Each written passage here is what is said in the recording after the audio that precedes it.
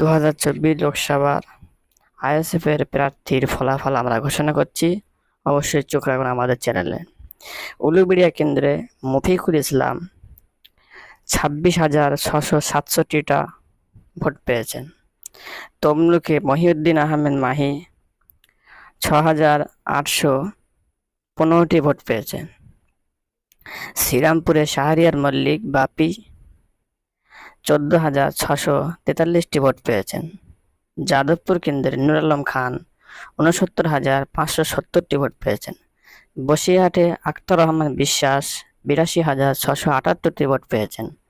বারাসাত কেন্দ্রে তাপস ব্যানার্জি আইএসএফের প্রার্থী 95,839টি ভোট পেয়েছেন। ডায়মন্ডে মজনু লস্কর 20,471টি ভোট পেয়েছেন। মথুরাপুরে অজয় কুমার দাস 65,903টি ভোট পেয়েছেন। মালদা উত্তরে মোহাম্মদ সোহেল 779টি ভোট পেয়েছেন। মুর্শিদাবাদে 8,786টি ভোট পেয়েছেন হাবিব শেখ।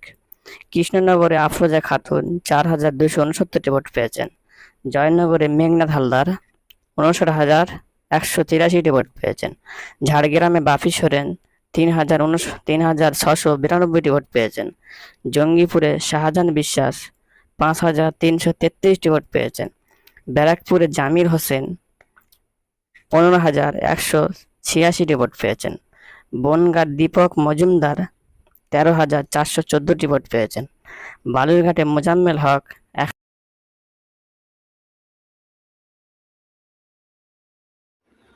বালুরঘাটে মোজাম্মেল হক 1,593টি ভোট পেয়েছেন। এই মিলিয়ে আইএসএফের সবকটি কেন্দ্র যা রেজাল্ট হয়েছে, রেজাল্টটি আপনাদের সম্মুখে ঘোষণা করা হলো।